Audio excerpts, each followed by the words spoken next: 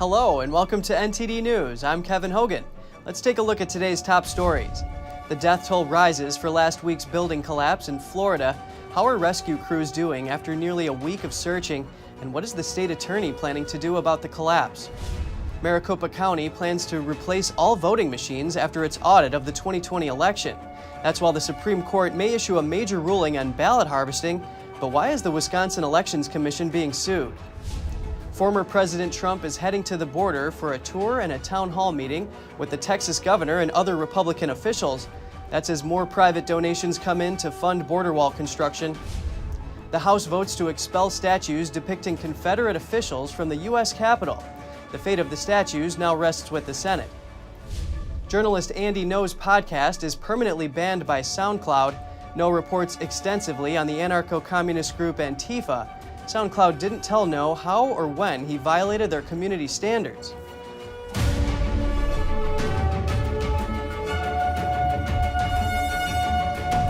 Four more victims confirmed dead in the Florida condo collapse, bringing the total to 16. After nearly a week of searching, rescuers are feeling the physical and emotional weight of it all, but they aren't giving up hope. NTD's Jessica Beatty reports. Rescue workers feeling the emotional weight of the scenes of devastation at the Surfside condo collapse near Miami. That's according to the leader of the Israeli rescue team. Sometimes we cry. It's natural. We talk and we share, and it gives us the strength. The initial shock. The building is gone. There's no elevators. This is nothing. I mean, it almost resembles the Trade Center. Giving way to physical and emotional exhaustion after nearly a week of searching for survivors. It's just so hard to, unless you're there, you don't understand how difficult it is to work. All I can say is that I thank God for the support of my teammates. Miami Rescue Coordinator Captain Eddie Alarcon said Tuesday night that they put themselves in the shoes of the family members, and none of them have given up hope. I know miracles happen, and I believe in a higher power, and I believe that if somebody's going to find them, we're going to do it.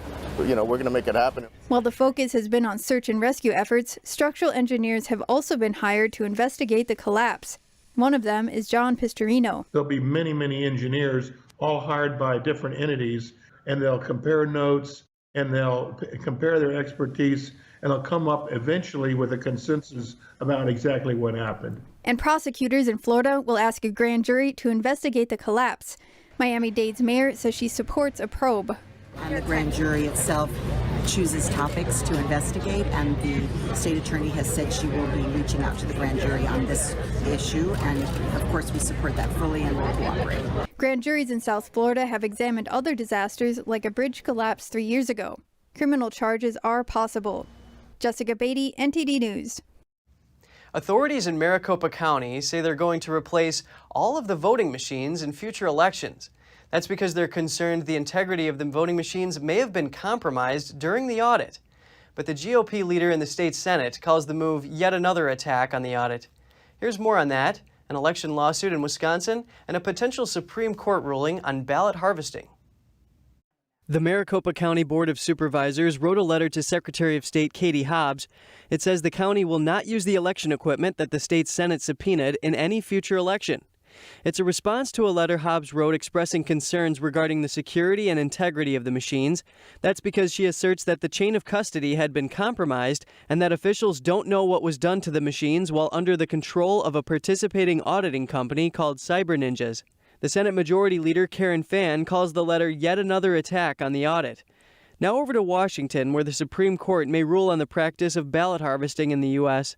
Ballot harvesting, or ballot collecting, is when third parties collect voters' absentee ballots and turn them into polling stations. The justices are set to submit their opinions on Thursday.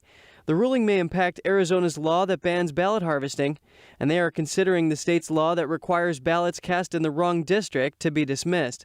And in Wisconsin, the state's Elections Commission is being sued over the use of ballot drop boxes. A conservative nonprofit has filed a lawsuit that challenges a law that allows ballot drop boxes. The Wisconsin Institute for Law and Liberty asserts the only two legitimate ways to vote are by U.S. mail or by handing a ballot to a clerk in person. The group says using drop boxes during the election raises serious concerns. The Board of Elections voids a preliminary count in New York City's mayoral race after 135,000 test ballots were accidentally included in the results. Candidates are not happy with the mistake. New York City's first attempt at ranked choice voting descended into confusion after the Elections Board abruptly removed updated vote totals from its website hours after posting them. Later, the board said it failed to remove sample ballots it had used to test its software. The board said it will recount all votes. New York City's primary election was also held a week ago. Preliminary results showed Brooklyn Borough President Eric Adams with a 10-point lead, but his lead appeared to shrink as tabulation continued. Adams and other candidates expressed concern and disappointment with the vote count error. The final results of the mayoral primary are expected to be announced sometime in July. Mexican authorities find a boy thought to be about 2 years old alone near an overcrowded truck that carried more than 100 migrants in suffocating conditions. A photograph shows the boy wearing no shirt. He stands by himself, surrounded by a handful of packaged snacks, half-empty water bottles, clothes from other migrants, and black trash bags scattered on the ground. In the picture, the boy appears to be holding his face in his hands. Another image, apparently taken later, shows him dressed and in care of state authorities. Most of the travelers fled before authorities arrived at the scene, but 8 Central American adults who stayed behind said the migrants demanded that the driver stop after several people fainted from dehydration and lack of air. Former President Trump is heading to South Texas today. That's for a tour of the border wall with Texas Governor Greg Abbott and other GOP House members. After visiting the wall, Trump and Abbott will hold a town hall on border security. Abbott's office says it's raised over $650,000 in private donations for more border wall. That's on top of the $250 million the state allocated as a down payment on the project. Abbott tweeted a video on Tuesday of a construction crew clearing some land for the border wall. Abbott's office said the video was shot on state-owned land and in the Eagle Pass region. Abbott has tasked the Texas Facilities Commission, which manages state properties like the state capitol, to hire a project manager, determine where the wall should be set up, and come up with a plan.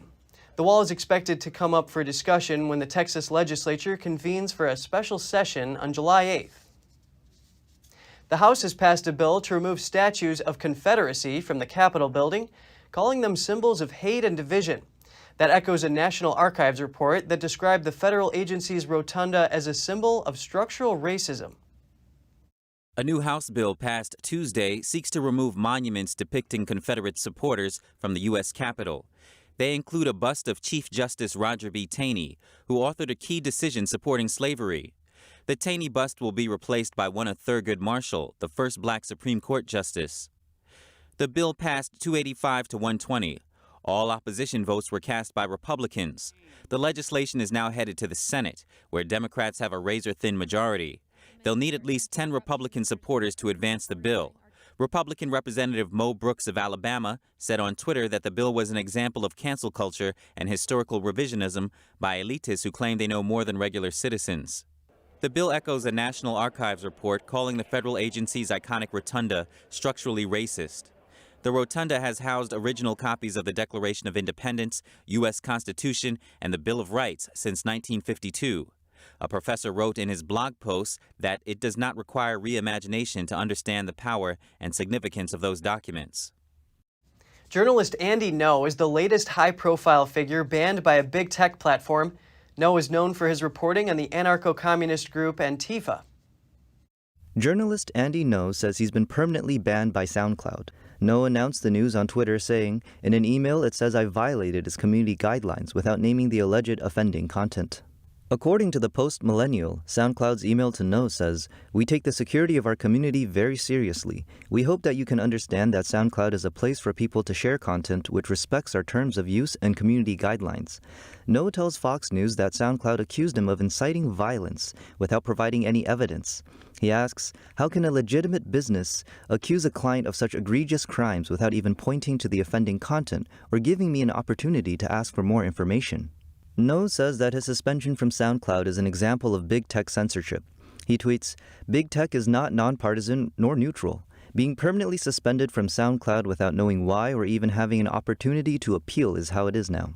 No's suspension is sure to draw condemnation against big tech firms for what critics call their near unilateral power to ban anyone who doesn't align with their political agenda. Democrat Senator Ron Wyden proposes a shield law for journalists. The bill would stop the federal government from forcing companies to hand over the records of journalists. The bill comes in response to reports that the Justice Department prosecutors subpoenaed records from Apple about potential leaks of classified information during the Trump administration. Unlike most states, the federal government does not have a shield law for journalists or media organizations. In addition to protecting records, Wyden's bill would protect journalists from court orders forcing them to reveal information about their sources. Wyden says that journalists are essential for holding the government accountable, and there needs to be clear rules to protect reporters from government surveillance.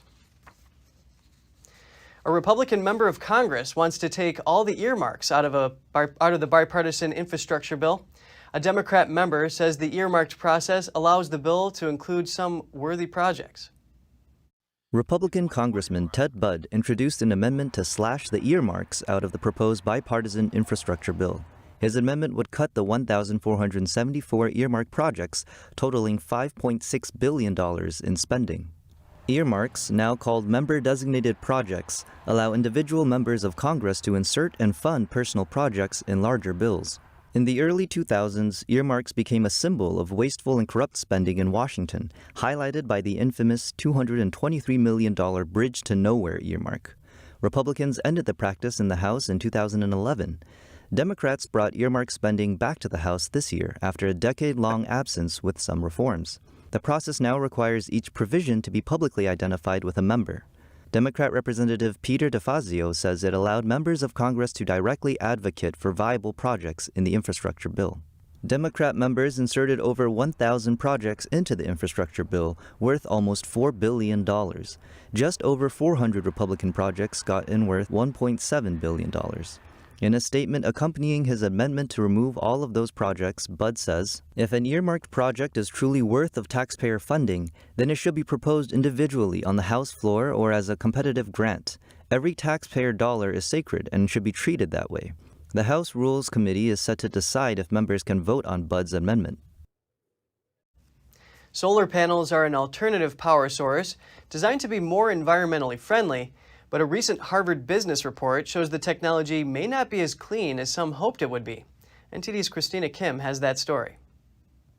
More and more Americans are switching their power source to solar panels. Data suggests the number of solar panels is expected to quadruple in the next decade, especially with incentives like the Solar Investment Tax Credit and other subsidies. On top of that, panels are more efficient than before. This gives people plenty of economic incentives to trade their existing panels for a newer, cheaper, more efficient version much more frequently. Experts in a Harvard Business Review report say by 2035, discarded panels would outweigh new units sold by more than 2.5 times.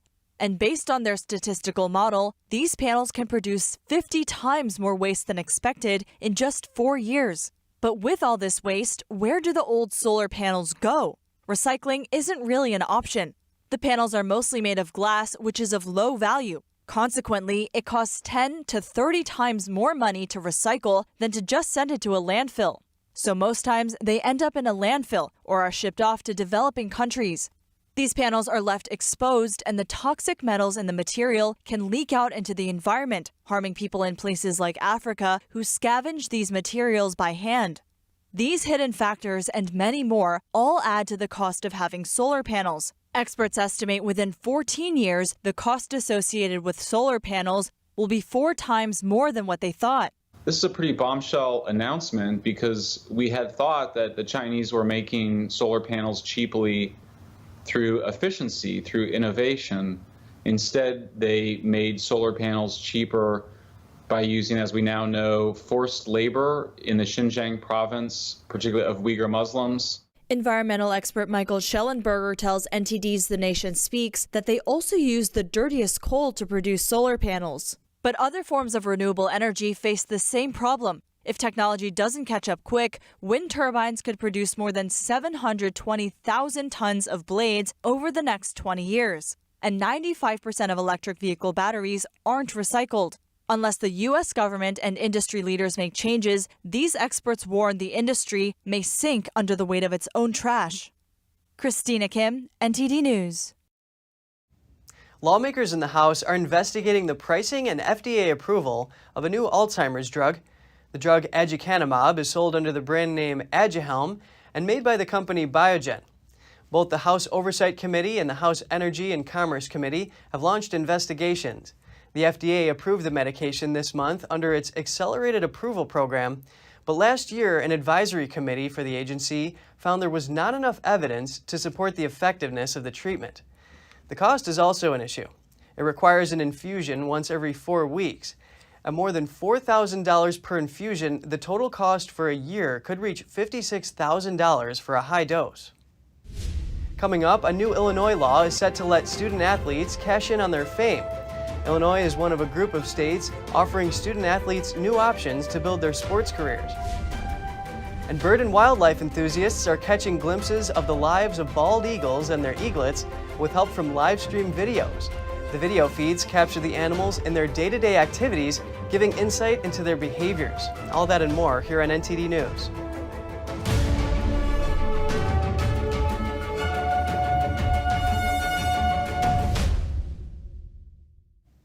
The governor of Illinois signs a bill that will allow student athletes to cash in on their fame. It makes Illinois part of a growing number of states making similar laws. Illinois will lead the United States in giving student athletes the opportunity to sign endorsement deals of their own, joining a growing coalition of states leading the fight for innovation in our modern collegiate sports system. The law means Illinois student athletes can hire agents and sign endorsement deals. It would allow student athletes to tap into many potential money-making opportunities. State Representative Cam Buckner says the bill will also keep elite athletes from leaving the state for other schools. Illinois universities have already started programs to help students understand their options under the new law. College athletics governing body, the NCAA, is expected to vote on a plan today allowing endorsements on a nationwide level. Many parents in Washington state are upset about the mandatory comprehensive sexual education curriculum. They feel that the material is inappropriate for how they want to raise their children. NTD's Jason Perry spoke with a concerned parent to find out more. When most people hear the phrase comprehensive sexual education, they may think of learning about the human anatomy, how to prevent pregnancy and sexual transmitted diseases, and so on. But there is a lot more included in the comprehensive sexual education curriculum that is mandated throughout Washington state. Concerned parent Brigida Millen began homeschooling her children after the bill was passed. She tells NTD what is actually being taught. So they're teaching things like how children need to touch themselves for pleasure, taking baths together. They actually have pictures in some of the curriculum for 6th grade, pictures of positions where they can do things to themselves and where they can do things with each other, which is just mind-blowing. The curriculum also includes teaching children about gender identity and sexual orientation.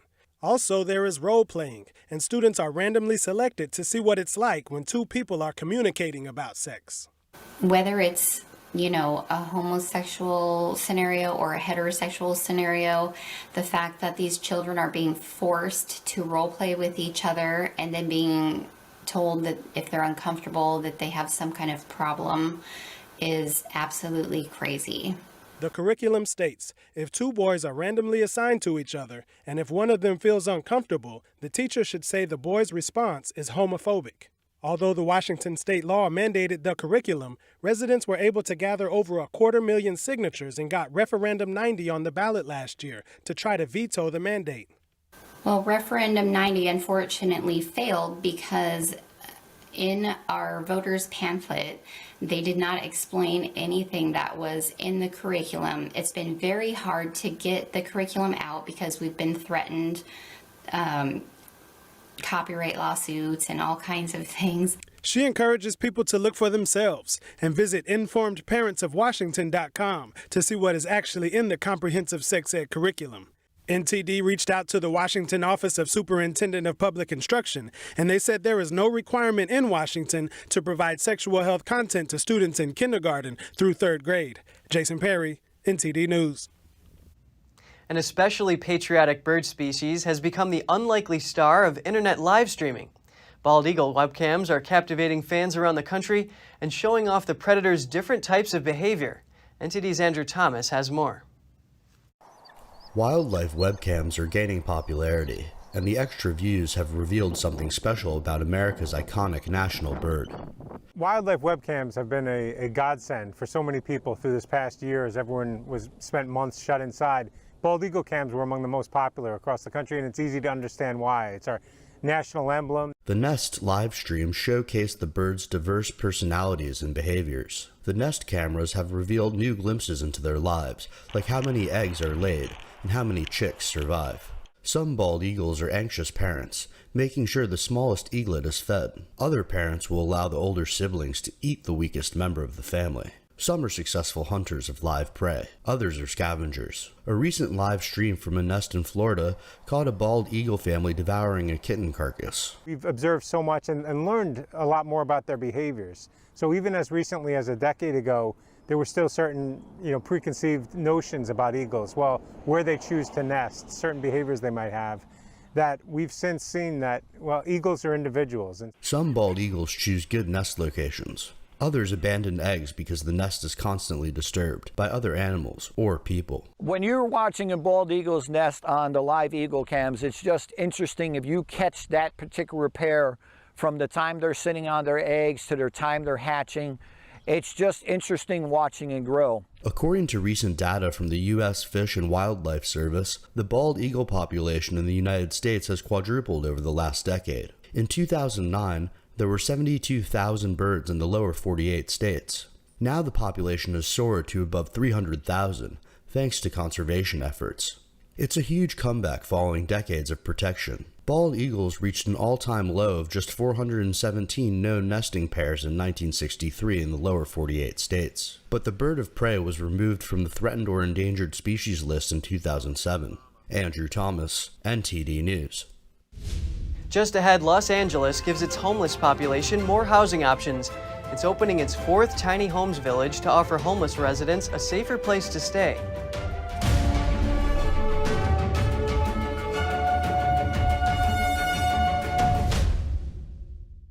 Hello, I'm Mike Lindell, inventor of MyPillow. Thanks to your support, you've helped make MyPillow become one of the fastest growing companies in America. I'm interrupting this commercial right now. Retailers have canceled MyPillow, and to thank you for your support, I'm going to pass the savings directly on to you. For example, you get my 6-piece towel sets, regular $109.99, now only $44.98, or MyPillow dog beds for as low as $19.99 with your promo code. We're becoming more and more urban. We lose our connection with nature.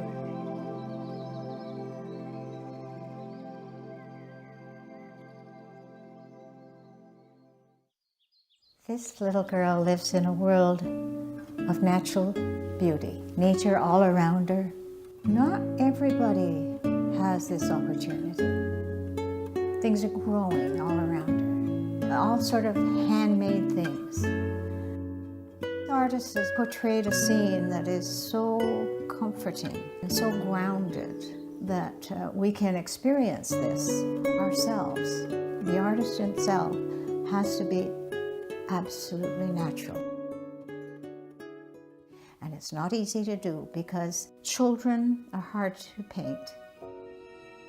Birds are hard to paint. They don't sit still. This is quite an accomplishment, reflecting nature back to us.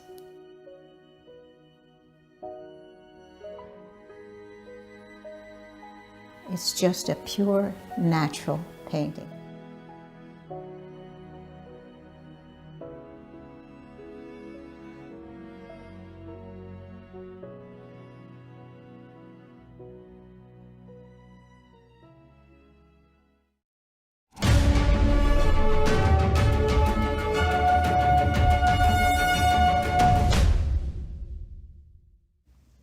Los Angeles District Attorney George Gascon is facing a recall movement by local residents.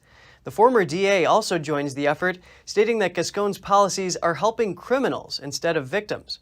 NTD's Annie Wong has more.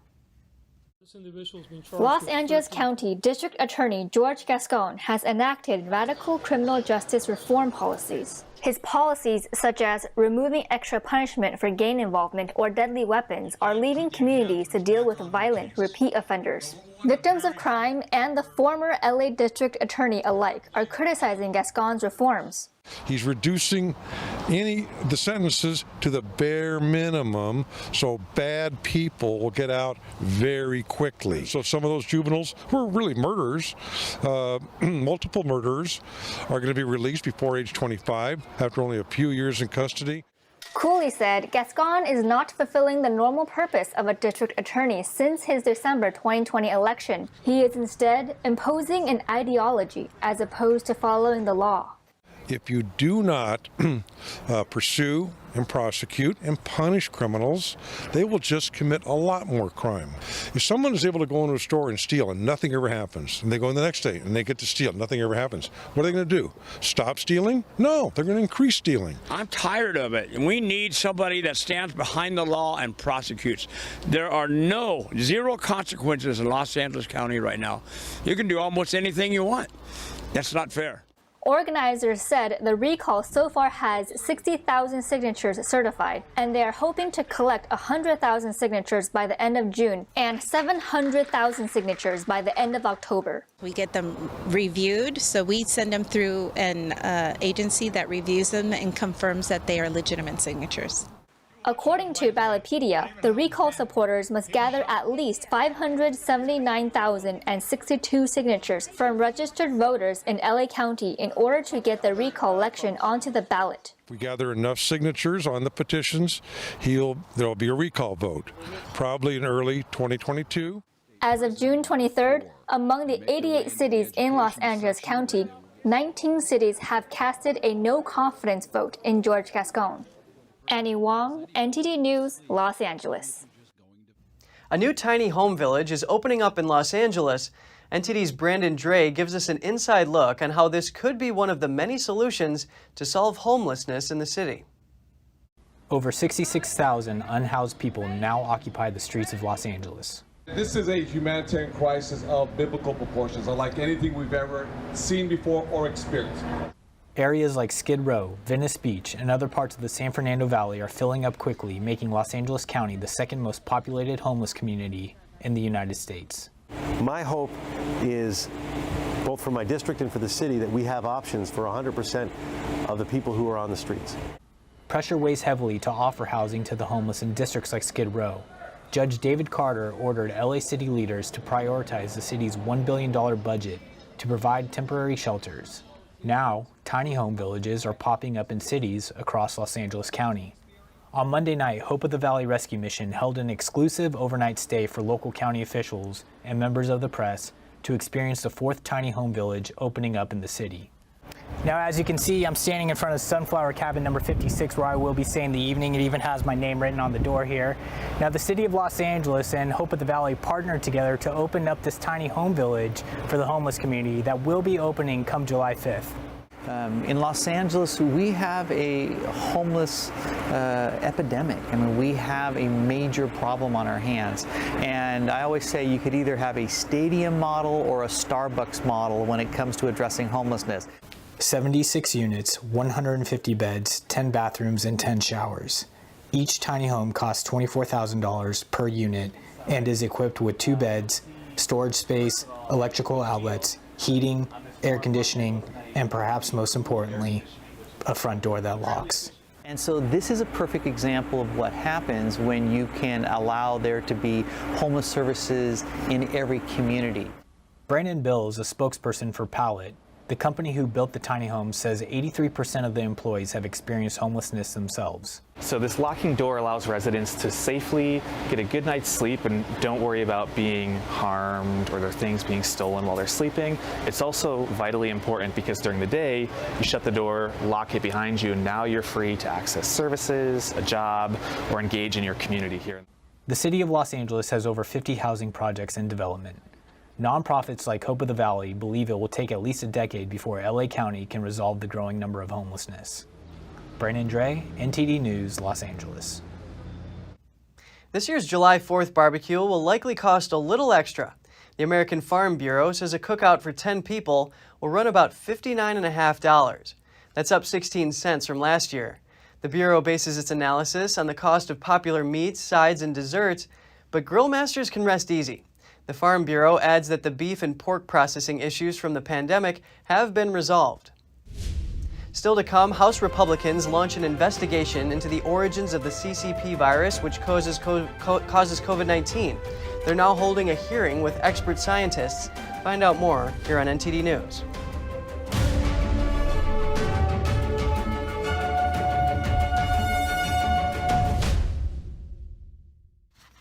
House Republicans are launching an investigation in the origins of the CCP virus.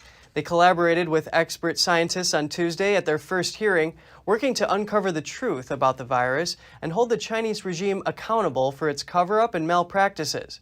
NTD's Melina Wisecup was at that hearing, and she joins us from Capitol Hill. In the absence of a full investigation into the origins of the CCP virus that could be led by congressional Democrats here on Capitol Hill, a group of Republican lawmakers created a select committee to continue investigations into the origin of the virus and how the CCP has continued to deceive the world about the virus. They're looking into questions like, why did the CCP cover up the early cases back in October and November of 2019? Why did they cover up the human-to-human transmission? How long has the CCP had such a strong influence, strong enough to censor crucial organizations like the World Health Organization and even American government officials? The idea that our own government, i.e. Dr. Fauci, wasn't being square with us from the get-go, I think is wrong as well. And so we have to deal with all those things. And step one is to make sure the American people get the truth and know exactly what was going on and what people in our government knew right at the start. And people who were in the know, I think, right from the beginning, like Dr. Fauci, they didn't want to come testify. Representative Mark Green tells us that the CCP has even gone so far as to threaten U.S. lawmakers, threatening to sanction those who speak out against the Chinese regime. Well, the threat is that they're more concerned about their own reputation.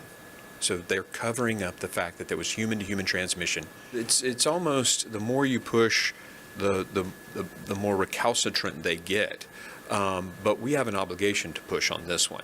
And Representative Green says that it's important for people around the world and even Chinese citizens living under the regime to be clear-eyed about the threat that the CCP poses. And Representative Nunes used the opportunity to call out the media for acting as a, quote, mouthpiece for propaganda. A year ago, the media labeled President Trump and Republicans as racist, xenophobes for suggesting the virus was not zoonotic, but was the result of a lab leak. There was a lot of back and forth discussion about if the virus did come from the Wuhan lab, if it was intentionally leaked by the government. One scientist said he does think that it was an accident, but even if it was an accident, he says it's no doubt that the CCP used it as a way to accelerate their agenda to become a global superpower. They say that next month they're going to release a new updated research paper from all the new information they've collected about the origins of the virus. But for now, they're going to continue their investigations on this topic because they say it's important to get the truth out there and hold the CCP accountable. Reporting in Washington, D.C., Melina Wisecup, NTD News. Beijing residents won't be allowed to open their windows and must keep their curtains drawn on Thursday. That's the day the Communist Party will celebrate its 100-year anniversary, and authorities don't want anything to go wrong. NTD's Tiffany Meyer brings us more on the story. The Chinese regime is welding every manhole cover in Tiananmen Square shut. That's to prepare for its 100th anniversary celebrations. U.S. broadcaster Voice of America says Beijing has entered an unprecedented state of tightened security control. Reuters says the Chinese regime secretively held a final rehearsal on Friday, ahead of the ceremonies to be held at Beijing's Bird Nest Stadium. CCP slogans blanket the streets, along with armed police officers and surveillance cameras. Roads to Tiananmen Square are blocked, with packs of police cars watching at every intersection. Residents nearby told Reuters that people living in Beijing's central Dongqing district are undergoing a detailed household registration inspection. Police go from door to door, confirming who lives there. And police say this is just normal inspections. Residents living in the so-called key sections are required to follow special rules.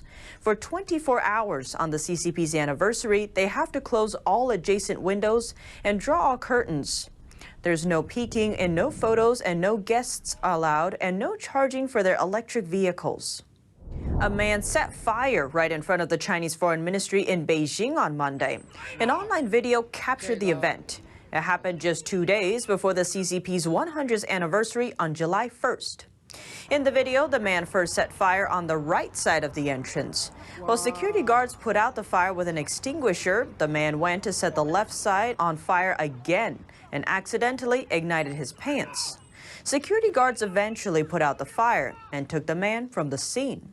He appeared to be shouting, but it was inaudible in the video. There have been no official reports of the incident. The CCP will celebrate its 100th anniversary this week, but authorities still seem uneasy. North Korean leader Kim Jong-un chastised top ruling party officials. That was for failures in anti-epidemic work that led to an unspecified great crisis and that put the safety of the country and people at risk. That's according to state media.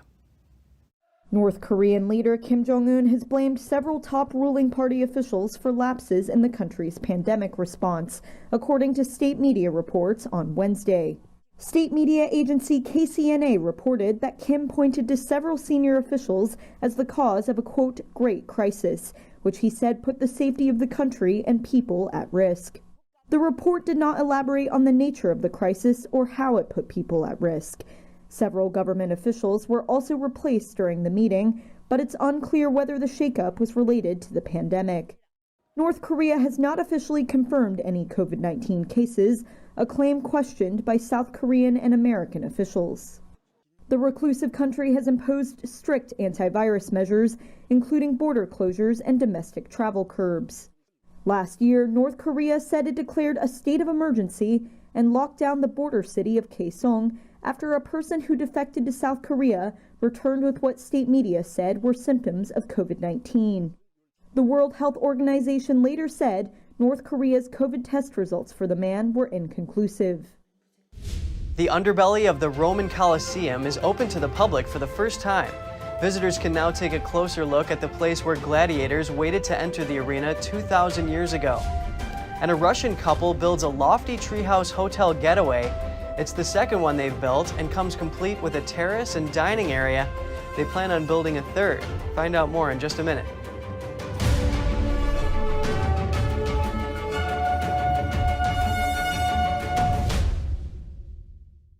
If you're like most of us, you're probably getting fed up with the nonsense that's going on in the banking system. Did you know that top U.S. banks have recently amended their depositor terms and conditions to include the words bank failure and what's required of you in 24 hours if, or should I say when, it happens? Don't get blindsided by your bank. Call GSI Exchange today to pick up your complimentary copy of the Bank Failure Survival Guide at 866-424-2382.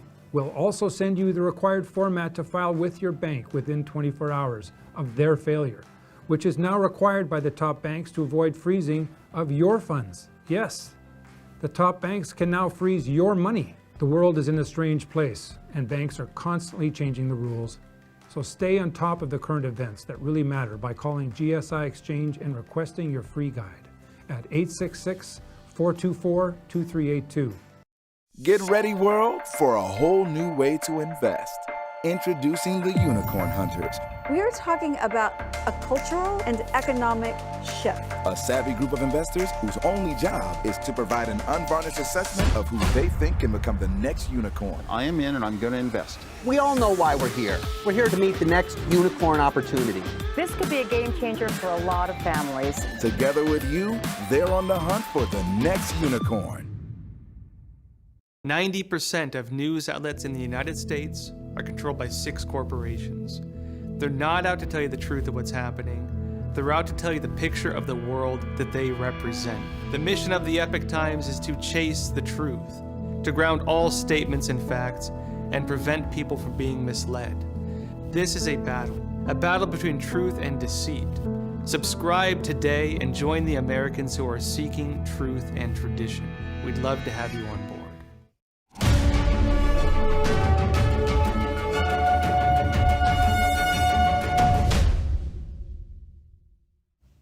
Rome's Colosseum opened its underground levels to the public on Friday. Visitors can now explore the tunnels, cages, and chambers where gladiators once prepared for battle. Here are the details. This is the heart of the ancient Colosseum. For the first time, the backstage area of the 2,000-year-old amphitheater is open to the public following the completion of a restoration project financed by Italian fashion group Scolds. Telling the story of the Colosseum and its renovation brings back to the center of attention a monument that the whole world loves, that represents not only Rome, but all of Italy in the world. And this is important. A newly constructed walkway leads to the depth of the intricate system of underground passageways. The renovations took 2 years, with more than 80 people involved, including archaeologists, architects, and engineers. It's the second phase of a 3-stage process that started 8 years ago. Scolds has pledged around $30 million to the project. The final phase involves renewing the galleries and creating a new visitor center in about 3 years. There will be a third phase that will focus on the service center that is not a part of the monument. But it is a very important part because it's a way to welcome all the people who want to visit the Colosseum in a, let's say, decent and practical way, especially for people with disabilities. Italy's most popular tourist attraction, the Colosseum drew over 7 million visitors in 2019 prior to the pandemic. The company's president is calling on other entrepreneurs to invest in restoring Italy's heritage. This does not only apply to the Colosseum, but also to the most beautiful temples in the world that we have, and to the most beautiful cities of art, which today need to quickly regain the tourism that is so keen to come to Italy. Separately, the Italian government has decided to add new high-tech flooring to the Colosseum by 2023. A Russian couple has created a unique hotel complex with all the comforts of a traditional guest house suspended between birch trees. NTD's Andrew Thomas has the story on how their Treehouse hotel came to be. These are the Lapse tree houses. Unlike a child's treehouse, these constructions need some heavy-duty support to stay upright. Sturdy yellow pillars have been added to the existing birch trees to hold the buildings aloft. Up the stairs, there's a comfortable retreat waiting for guests. From the outdoor sun terrace to the interior with dining and seating areas, Victoria Zykov and her husband Stanislav have created a chic yet woodsy atmosphere. All the home interior is made of wood, without any heavy elements. We have the minimum of metal structures. For instance, there is a dining room. The wood we use for a table are old boards we found in a barn. We dug them up from there with my husband this winter, dried, polished, cleaned them. The couple have built 2 tree houses so far, and they have plans to construct a third. But the next one will have an important difference in design. It will be wheelchair accessible. The entrance of the house will have a ramp with a total length of 83 meters. The ramp will have a gradient of 6 degrees, which will allow people with disabilities, wheelchair users, to rest in the house. The design did not come out of nowhere. My mother has been in a wheelchair for 20 years, and I know there is an issue of having accessible environments. Stanislav and Victoria initially built the treetop guest house for visiting friends to use. But they realized the structures presented a business opportunity and now rent them out via Airbnb. They say they've welcomed 160 tourists. First, young people come to spend romantic evenings, families with children. When we talk to them, they tell us children adore living in trees. We have guests from Moscow mostly, but we have guests also from other cities. The name Lopakino Nesto comes from a play on words on the name of a decorative castle in Crimea called Swallow's Nest. Andrew Thomas, NTD News. Visitors to Dublin, Ireland's Phoenix Park may come across an unusual sight, a group of researchers holding down young deer and stuffing them into bags. Wildlife ecology PhD student Laura Griffin and her team are out looking for young deer to study. 100 or so fawns are born in the park each June and July. Fawns are left on their own for the first 2 weeks of their lives. That's one of the defensive behaviors that they have as a prey species. They're not strong enough to keep up with the herd when it runs, so what their mother will do is keep them hidden in long grass or nettles, wooded areas, anywhere where they can be safe or secure. The researchers use this time to assess and tag the fawns. We get some important science-related data, such as their weights, the different dimensions, just everything to keep track of the welfare of the herd, different DNA samples and things like that. The team combs the grass in an almost military formation and signals with a whistle for the rest to circle in when a fawn is spotted. One group member then moves to catch it in a butterfly net. So once we've caught it, it's very important to reduce the stress that is on the fawn. So we will cover its eyes so that it feels more secure and safe. It can't see what's happening around it. It reduces the stress.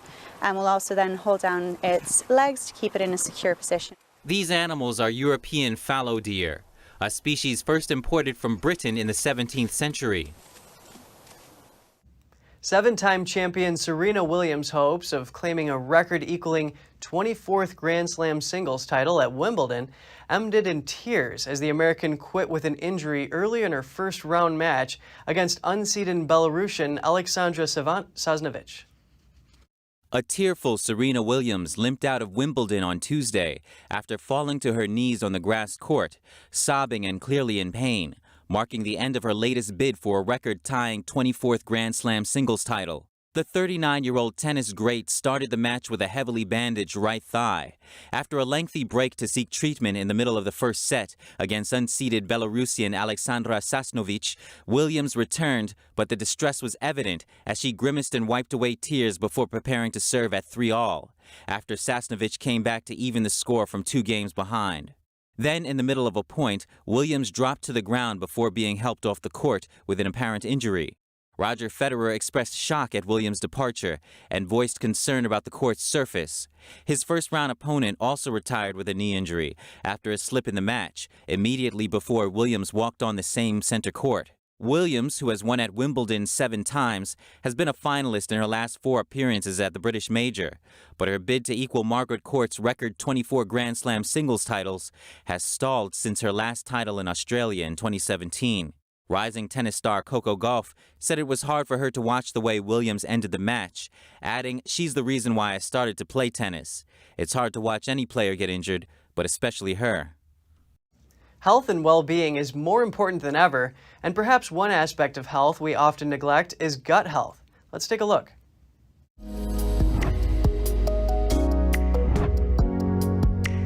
Welcome to Strong Mind and Body. I'm Gina Marie.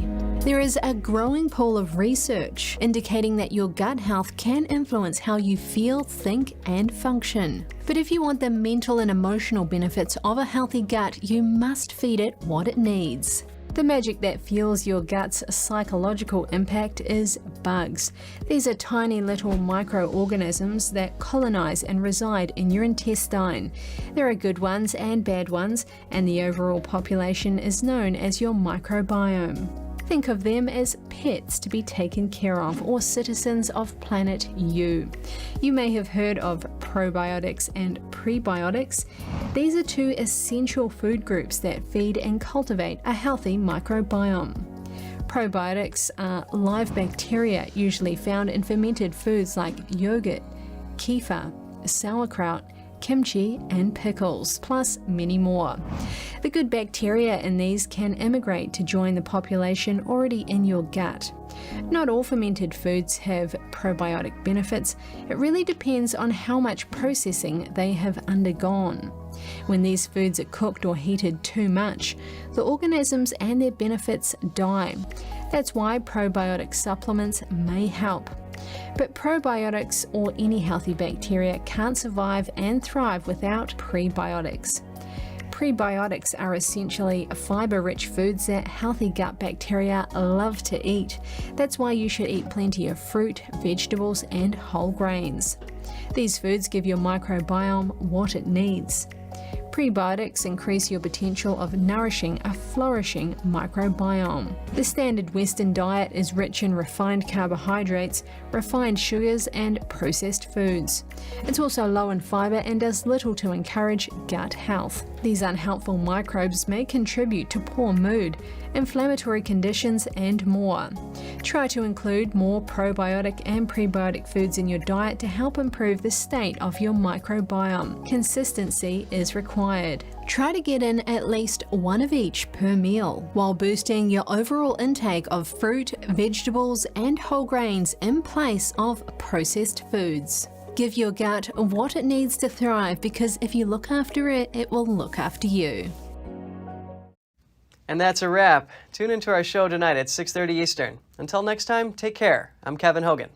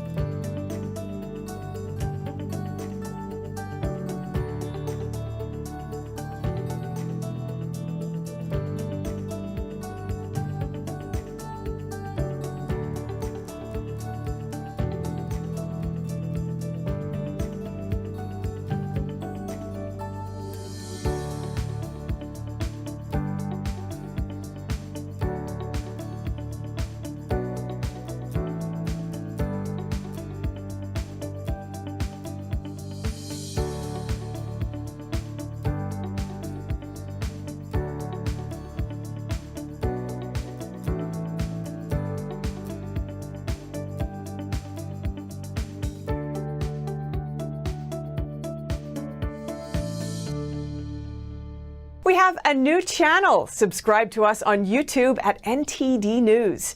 Get the highlights of our news broadcast and the most important headlines that we curate especially for you. Don't let YouTube decide what information you get. That's your choice. YouTube is deleting our videos and cuts you off from a source of honest reporting. Make sure you don't lose access to NTD's news content, and take a quick moment to subscribe to our newsletter so no matter what happens here, you'll keep your access to a trustworthy news source.